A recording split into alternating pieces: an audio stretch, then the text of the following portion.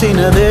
రక్తదాహం మరిగిన మనసే కుక్క నీళ్లకు పడి వేచినదే. ఏది ధర్మం ఏది న్యాయం తేల్చువాడొకడున్నాడులే. లెక్క తీసి శిక్ష రాసే కర్మ ఫలమే ఒకటుందిలే.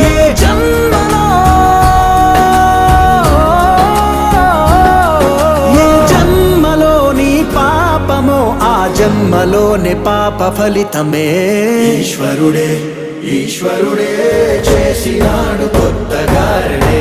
సాక్ష్యమిదే సాక్ష్యమిదే భిక్షువై